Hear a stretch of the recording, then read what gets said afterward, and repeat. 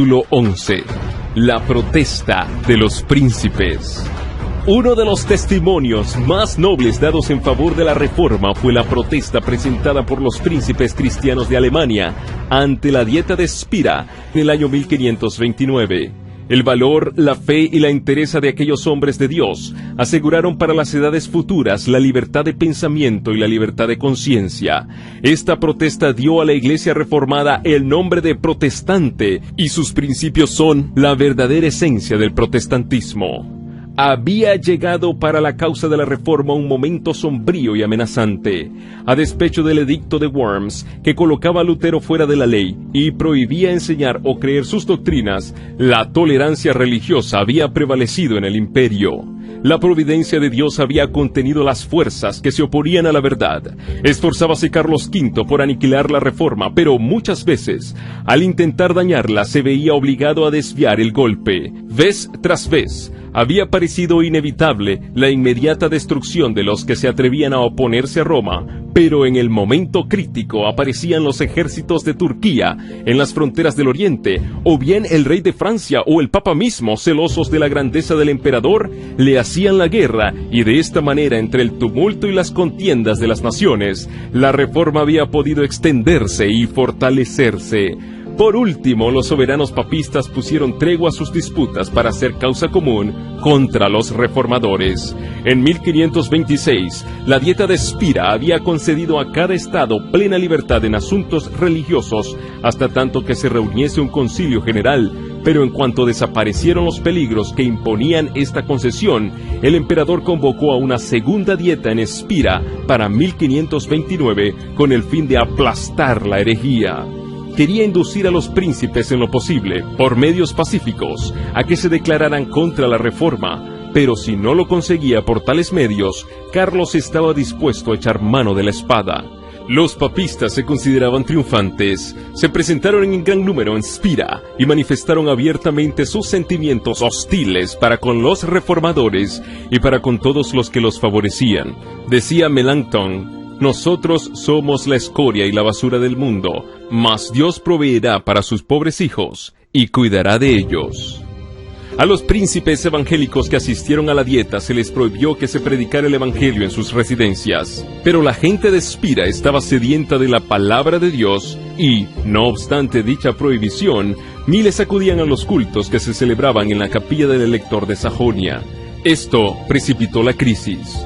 Una comunicación imperial anunció a la dieta que, habiendo originado graves desórdenes la autorización que concedía la libertad de conciencia, el emperador mandaba que fuese suprimida.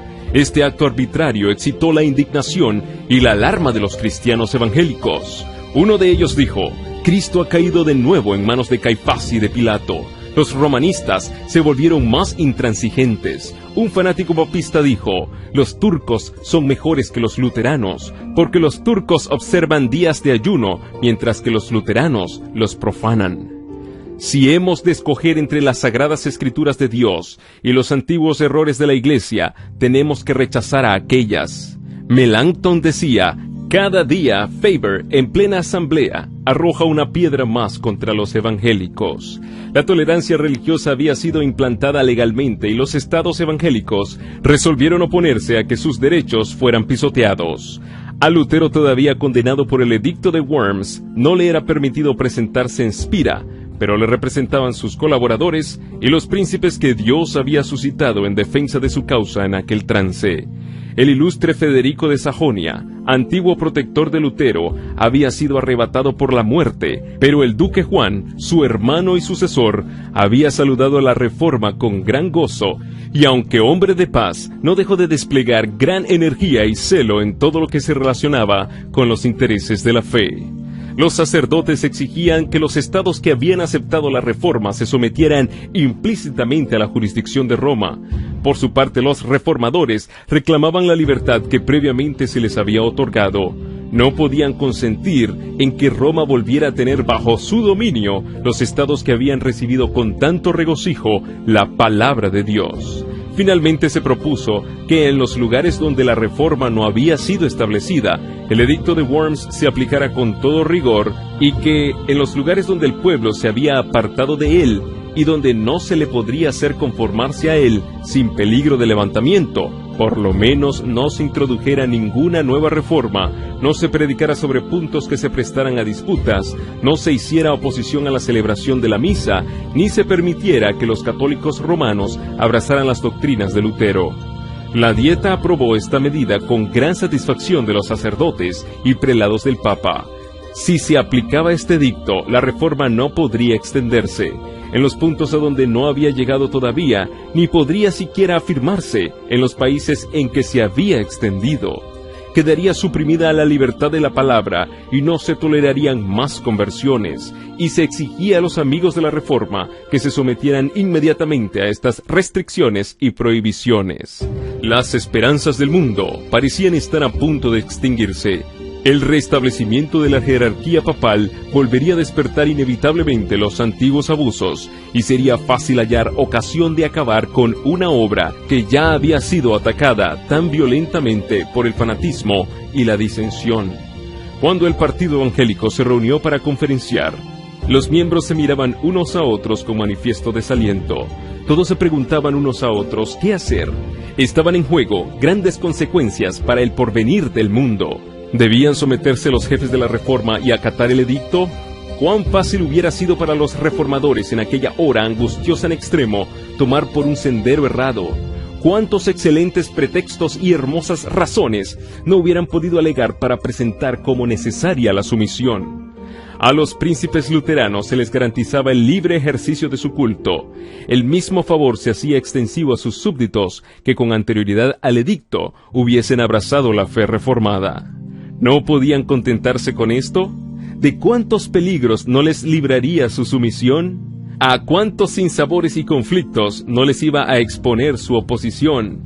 ¿Quién sabía qué oportunidades no les traería el porvenir? Abracemos la paz, aceptemos el ramo de olivo que nos brinda Roma y restañemos las heridas de Alemania. Con argumentos como estos hubieran podido los reformadores cohonestar su sumisión y entrar en el sendero que infaliblemente y en tiempo no lejano hubiera dado al traste con la reforma. Afortunadamente consideraron el principio sobre el cual estaba basado el acuerdo y obraron por fe. ¿Cuál era ese principio? Era el derecho de Roma de coartar la libertad de conciencia y prohibir la libre investigación. Pero, ¿no había quedado estipulado que ellos y sus súbditos protestantes gozarían libertad religiosa? Sí, pero como un favor consignado en el acuerdo, y no como un derecho. En cuanto a aquellos a quienes no alcanzaba la disposición, los había de regir el gran principio de autoridad. La conciencia no contaba para nada. Roma era el juez infalible a quien habría que obedecer. Aceptar semejante convenio hubiera equivalido a admitir que la libertad religiosa debía limitarse a la Sajonia reformada, y en el resto de la cristiandad, la libre investigación y la profesión de fe reformada serían entonces crímenes dignos del calabozo o del patíbulo. ¿Se resignarían ellos a ver así localizada la libertad religiosa? ¿Declararían con esto que la Reforma había hecho ya su último convertido y conquistado su última pulgada de terreno? ¿Y que en las regiones donde Roma dominaba su dominio se perpetuaría? ¿Podrían los reformadores declararse inocentes de la sangre de los centenares y miles de luchadores que, perseguidos por semejante edicto, tendrían que sucumbir en los países dominados por el Papa? Esto hubiera sido traicionar en aquella hora suprema la causa del Evangelio y las libertades de la cristiandad. Más bien, lo sacrificarían ellos todo, hasta sus posesiones, sus títulos y sus propias vidas. Rechacemos este decreto, dijeron los príncipes. En asuntos de conciencia, la mayoría no tiene poder. Declararon los diputados. Es al decreto de 1526 al que debemos la paz de que disfruta el imperio. Su abolición llenaría a Alemania de disturbios y facciones. Es incompetente la Dieta para hacer más que conservar la libertad religiosa hasta tanto que se reúna un concilio general. Proteger la libertad de conciencia es un deber del Estado y es el límite de su autoridad en materia de religión. Todo gobierno secular que intenta regir las observancias religiosas o imponerlas por medio de la autoridad civil sacrifica precisamente el principio por el cual lucharon tan noblemente los cristianos evangélicos. Los papistas resolvieron concluir con lo que llamaban una atrevida obstinación. Para principiar, procuraron sembrar disensiones entre los que sostenían la causa de la reforma e intimidar a quienes todavía no se habían declarado abiertamente por ella. Los representantes de las ciudades libres fueron citados a comparecer ante la Dieta y se les exigió que declarasen si accederían a las condiciones del edicto. Pidieron ellos que se les diera tiempo para contestar, lo que no les fue concedido. Al llegar el momento en que cada cual debía dar su opinión personal, casi la mitad de los circunstantes se declararon por los reformadores. Los que así se negaron a sacrificar la libertad de conciencia y el derecho de seguir su juicio individual, harto sabían que su actitud les acarrearía las críticas, la condenación y la persecución. Uno de los delegados dijo: «Debemos negar la palabra de Dios o ser quemados». El rey Fernando, representante del emperador ante la Dieta, vio que el decreto causaría serios disturbios, a menos que se indujese a los príncipes a aceptarlo y apoyarlo. En vista de esto, apeló al arte de la persuasión, pues sabía muy bien que emplear la fuerza contra semejantes hombres no tendría otro resultado que confirmarlos más en sus resoluciones. Suplicó a los príncipes que aceptasen el decreto, asegurándoles que este acto llenaría de regocijo al emperador. Pero estos hombres leales reconocían una autoridad superior a todos los gobernantes de la tierra y contestaron con toda calma: «Nosotros obedeceremos al emperador en todo aquello que contribuya a mantener la paz y la gloria de Dios». Finalmente manifestó el rey al elector y a sus amigos en presencia de la Dieta que el edicto iba a ser promulgado como decreto imperial y que lo único que les quedaba era someterse a la decisión de la mayoría. Y habiéndose expresado así, salió de la asamblea sin dar oportunidad a los reformadores para discutir o replicar. En vano estos le mandaron mensajeros para instarle a que volviera. A las súplicas de ellos solo contestó: «Es asunto concluido, no queda más que la sumisión». El partido imperial estaba convencido de que los príncipes cristianos se aferrarían a las Santas Escrituras como a algo superior a las doctrinas y a los mandatos de los hombres. Sabía también que allí donde se adoptara esta actitud, el papado sería finalmente derrotado. Pero, como lo han hecho millares desde entonces, mirando las cosas que se ven, se lisonjeó de que la causa del emperador y del papa quedaba firme, y muy débil la de los reformadores. Si estos solo hubieran dependido del auxilio humano, habrían resultado tan impotentes como lo suponían los papistas. Pero aunque débiles en número y en desacuerdo con Roma, tenían fuerza. Apelaban de las decisiones de la Dieta a la palabra de Dios y del emperador Carlos a Jesucristo, Rey de Reyes y Señor de Señores. Como Fernando se negara a tener en cuenta las convicciones de los príncipes, decidieron estos no hacer caso de su ausencia, sino presentar sin demora su protesta ante el Concilio Nacional. Formulóse en consecuencia la siguiente declaración que fue presentada ante la Dieta: «Protestamos, por medio de este manifiesto ante Dios, nuestro único Creador, Conservador, Redentor y Salvador, y que un día será nuestro juez, como también ante todos los hombres y todas las criaturas, y hacemos presente que nosotros, en nuestro nombre y por nuestro pueblo, no daremos nuestro consentimiento ni nuestra adhesión de manera alguna al propuesto decreto, en todo aquello que sea contrario a Dios, a su santa palabra, a los derechos de nuestra conciencia y a la salvación de nuestras almas». ¿Cómo? ¿Ratificar nosotros este edicto? No podemos admitir que cuando el Dios Todopoderoso llame a un hombre a su conocimiento, no se le permita abrazar este conocimiento divino. No hay doctrina verdadera sino la que esté conforme con la palabra de Dios. El Señor prohíbe la enseñanza de cualquiera otra doctrina. Las Santas Escrituras deberían explicarse con otros textos más claros. Este santo libro es, en todo cuanto es necesario al cristiano, de fácil interpretación y propio para suministrar luces. Estamos resueltos por la gracia divina a mantener la predicación pura y exclusiva de la palabra de Dios sola, tal como la contienen los libros bíblicos del Antiguo y Nuevo Testamento, sin alteraciones de ninguna especie. Esta palabra es la única verdad, es la regla segura de toda doctrina y de toda vida, y no puede faltar ni engañarnos. El que edifica sobre este fundamento estará firme contra todos los poderes del infierno, mientras que cuanta vanidad se le oponga caerá delante de Dios. Por tanto, rechazamos el yugo que se nos impone. Al mismo tiempo, esperamos que Su Majestad Imperial se portará con nosotros como príncipe cristiano que ama a Dios sobre todas las cosas, y declaramos que estamos dispuestos a prestarle a Él lo mismo que a vosotros, graciosos y dignísimos señores, todo el afecto y la obediencia que creemos deberos en justicia. Este acto produjo honda impresión en el ánimo de la Dieta. La mayoría de ella se sorprendió y alarmó ante el arrojo de los que suscribían semejante protesta.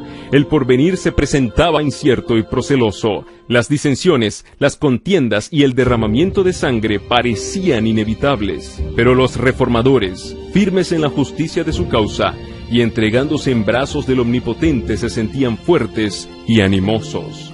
Los principios contenidos en esta célebre protesta constituyen la esencia misma del protestantismo. Ahora bien, esta protesta se opone a dos abusos del hombre en asuntos de fe. El primero es la intervención del magistrado civil y el segundo, la autoridad arbitraria de la Iglesia. En lugar de estos dos abusos, el protestantismo sobrepone la autoridad de la conciencia a la del magistrado y la de la palabra de Dios a la de la Iglesia visible. En primer lugar, niega la competencia del poder civil en asuntos de religión y dice con los profetas y los apóstoles: debemos obedecer a Dios antes que a los hombres. A la corona de Carlos V sobrepone la de Jesucristo. Es más, sienta el principio de que toda enseñanza humana debe subordinarse a los oráculos de Dios. Los protestantes afirmaron además el derecho que les asistía para expresar libremente sus convicciones tocante a la verdad. Querían no solamente creer y obedecer, sino también enseñar lo que contienen las Santas Escrituras. Y negaban el derecho del sacerdote o del magistrado para intervenir en asuntos de conciencia. La protesta de Spira fue un solemne testimonio contra la intolerancia religiosa y una declaración en favor del derecho que asiste a todos los hombres para adorar a Dios según les dicte la conciencia. El acto estaba consumado, grabado quedaba en la memoria de millares de hombres y consignado en las crónicas del cielo, de donde ningún esfuerzo humano podía arrancarlo. Toda la Alemania evangélica hizo suya la protesta como expresión de su fe. Por todas partes la consideraban como prenda de una era nueva y más halagüeña. Uno de los príncipes expresóse así ante los protestantes de Spira: que el Todopoderoso, que os ha concedido gracia para que le confeséis enérgicamente con libertad y denuedo, se digne conservaros en esta firmeza cristiana hasta el día de la eternidad. Si la Reforma, después de alcanzado tan notable éxito, hubiese contemporizado con el mundo para contar con su favor, habría sido infiel a Dios y a sí misma, y hubiera labrado su propia ruina. La experiencia de aquellos nobles reformadores encierra una lección para todas las épocas venideras. No ha cambiado en nada el modo en que trabaja Satanás contra Dios y contra su palabra. Se opone hoy tanto como en el siglo XVI a que las Escrituras sean reconocidas como guía de la vida. En la actualidad los hombres se han alejado mucho de sus doctrinas y preceptos y se hace muy necesario volver al gran principio protestante, la Biblia. Únicamente la Biblia como regla de fe y del deber. Satanás sigue valiéndose de todos los medios de que dispone para destruir la libertad religiosa. El mismo poder anticristiano que rechazaron los protestantes de Spira procura ahora, con redoblado esfuerzo, restablecer su perdida supremacía. La misma adhesión incondicional a la palabra de Dios que se manifestó en los días tan críticos de la Reforma del siglo XVI es la única esperanza de una reforma en nuestros días. Aparecieron señales precursoras de peligros para los protestantes juntamente con otras indicadoras de que la mano divina protegía a los fieles. Por aquel entonces fue cuando Melanchthon llevó como a escape a su amigo Simón Grineo por las calles de Spira rumbo al Rin y le instó a que cruzase el río sin demora. Admirado Grineo deseaba saber el motivo de tan repentina fuga. Contestóle Melanchthon: un anciano de aspecto augusto y venerable, pero que me es desconocido, se me apareció y me dio la noticia de que en un minuto los agentes de la justicia iban a ser despachados por Fernando para arrestar a Grineo. Durante el día, Grineo se había escandalizado al oír un sermón de Faber, eminente doctor papista, y al fin de él le reconvino por haber defendido ciertos errores detestables. Faber disimuló su enojo, pero inmediatamente se dirigió al rey y obtuvo de él una orden de arresto contra el inoportuno profesor de Heidelberg. A Melanchthon no le cabía duda de que Dios había salvado a su amigo enviando a uno de los santos ángeles para avisarle del peligro. Melanchthon permaneció en la ribera del río hasta que las aguas mediaran entre su amado amigo y aquellos que le buscaban para quitarle la vida. Así que le vio en salvo. En la ribera opuesta exclamó: «Ya está fuera del alcance de las garras de los que tienen sed de sangre inocente». De regreso en su casa, le dijo a Melanchthon que unos emisarios habían estado buscando a Grineo y registrándolo todo de arriba abajo. La reforma debía alcanzar mayor preeminencia ante los poderosos de la tierra. El rey Fernando se había negado a oír a los príncipes evangélicos, pero iban a tener estos la oportunidad de presentar su causa ante el emperador y ante la asamblea de los dignatarios del Estado y de la Iglesia. Para calmar las disensiones que perturbaban al imperio, Carlos V, un año después de la protesta de Spira, convocó una dieta en Augsburgo, manifestando que él mismo la presidiría en persona, y a ella fueron convocados los jefes de la causa protestante. Grandes peligros amenazaban a la reforma, pero sus defensores confiaron su causa a Dios y se comprometieron a permanecer firmes y fieles al Evangelio. Los consejeros del elector de Sajonia le instaron a que no compareciera ante la dieta. Decían ellos que el emperador pedía la presencia de los príncipes para atraerlos a una trampa. ¿No era arriesgarlo todo eso de encerrarse dentro de los muros de una ciudad a merced de un poderoso enemigo? Otros en cambio decían: si los príncipes se portan con valor, la causa de Dios está salvada. Fiel es Dios y nunca nos abandonará, decía Lutero. El elector y su comitiva se encaminaron a Augsburgo. Todos conocían el peligro que les amenazaba, y muchos seguían adelante con triste semblante y corazón turbado. Pero Lutero, que los acompañara hasta Coburgo, reanimó su débil fe cantando el himno escrito en el curso de aquel viaje: «Castillo fuerte es nuestro Dios». Muchos lúgubres presentimientos se desvanecieron y muchos corazones apesadumbrados sintieron alivio al oír las inspiradas estrofas. Los príncipes reformados habían resuelto redactar una exposición sistemática de sus opiniones con pruebas de las Santas Escrituras y presentarla a la dieta, y la preparación de ella fue encomendada a Lutero, Melanchthon y sus compañeros. Esta confesión fue aceptada por los protestantes como expresión genuina de su fe y se reunieron para firmar tan importante documento. Fue esta una ocasión solemne y decisiva. Estaban muy deseosos los reformadores de que su causa no se confundiera con los asuntos políticos y creían que la reforma no debía ejercer otra influencia que la que procede de la palabra de Dios. Cuando los príncipes cristianos se adelantaron a firmar la confesión, Melanchthon se interpuso diciendo: a los teólogos y a los ministros es a quienes corresponde proponer estas cosas. Reservemos para otros asuntos la autoridad de los poderosos de la tierra.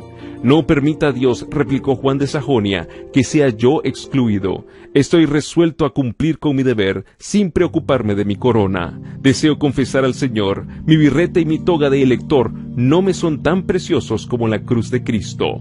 Habiendo dicho esto, firmó. Otro de los príncipes, al tomar la pluma para firmar, dijo: si la honra de mi Señor Jesucristo lo requiere, estoy listo para sacrificar mis bienes y mi vida. Preferiría dejar a mis súbditos, mis estados y la tierra de mis padres para irme bordón en mano, prosiguió diciendo, antes que recibir otra doctrina que la contenida en esta confesión. Tal era la fe y el arrojo de aquellos hombres de Dios. Llegó el momento señalado para comparecer ante el emperador. Carlos V, sentado en su trono, rodeado de los electores y los príncipes, dio audiencia a los reformadores protestantes. Dióse lectura a la confesión de fe de estos. Fueron presentadas con toda claridad las verdades del Evangelio ante la augusta asamblea y señalados los errores de la Iglesia papal. Con razón fue llamado aquel día el día más grande de la Reforma y uno de los más gloriosos en la historia del cristianismo y de la humanidad. Hacía apenas unos cuantos años que el monje de Wittenberg se presentara solo en Worms ante el Concilio Nacional, y ahora en vez de él veíanse los más nobles y poderosos príncipes del imperio. A Lutero no se le había permitido comparecer en Augsburgo, pero estaba presente por sus palabras y por sus oraciones. Me lleno de gozo, escribía, por haber llegado hasta esta hora en que Cristo ha sido ensalzado públicamente por tan ilustres confesores y en tan gloriosa asamblea. Así se cumplió lo que dicen las Sagradas Escrituras: hablaré de tus testimonios delante de los reyes. Salmos 119:46. En tiempo de Pablo, el Evangelio, por cuya causa se le encarceló, fue presentado así a los príncipes y nobles de la ciudad imperial. Igualmente en Augsburgo, lo que el emperador había prohibido que se predicase desde el púlpito se proclamó en el palacio. Lo que había sido estimado aún indigno de ser escuchado por los sirvientes, era escuchado con admiración por los amos y señores del imperio. El auditorio se componía de reyes y de nobles, los predicadores eran príncipes coronados y el sermón era la verdad real de Dios. Desde los tiempos apostólicos, dice un escritor, no hubo obra tan grandiosa ni tan inmejorable confesión. Cuanto ha sido dicho por los luteranos es cierto, y no lo podemos negar, declaraba un obispo papista. ¿Podéis refutar con buenas razones la confesión hecha por el elector y sus aliados?, preguntaba otro obispo al doctor Eck. Sí, lo puedo, respondía, pero no con los escritos de los apóstoles y los profetas, sino con los concilios y con los escritos de los padres. Comprendo, repuso el que hacía la pregunta. Según su opinión, los luteranos están basados en las Escrituras, en tanto que nosotros estamos fuera de ellas. Varios príncipes alemanes fueron convertidos a la fe reformada y el mismo emperador declaró que los artículos protestantes contenían la verdad. La confesión fue traducida a muchos idiomas y circuló por toda Europa, y en las generaciones subsiguientes millones la aceptaron como expresión de su fe. Los fieles siervos de Dios no trabajaban solos, mientras que los principados y potestades de los espíritus malos se ligaban contra ellos. El Señor no desamparaba a su pueblo. Si sus ojos hubieran podido abrirse, habrían tenido clara evidencia de la presencia y el auxilio divinos, que les fueron concedidos como a los profetas en la antigüedad. Cuando el siervo de Eliseo mostró a su amo las huestes enemigas que los rodeaban, sin dejarles cómo escapar, el profeta oró: ruégote, oh Jehová, que abra sus ojos para que vea. Segunda de Reyes 6:17.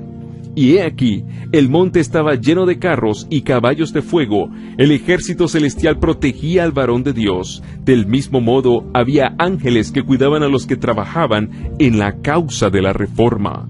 Uno de los principios que sostenía Lutero con más firmeza era que no se debía acudir al poder secular para apoyar la reforma, ni recurrir a las armas para defenderla. Se alegraba de la circunstancia de que los príncipes del imperio confesaran el Evangelio, pero cuando estos mismos príncipes intentaron unirse en una liga defensiva, declaró que la doctrina del Evangelio debía ser defendida solamente por Dios.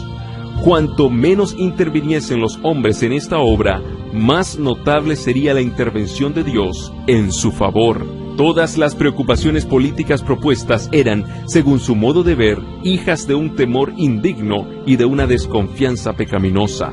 Cuando enemigos poderosos se unían para destruir la fe reformada y millares de espadas parecían desenvainarse para combatirla, Lutero escribió: Satanás manifiesta su ira, conspiran pontífices impíos y nos amenaza la guerra.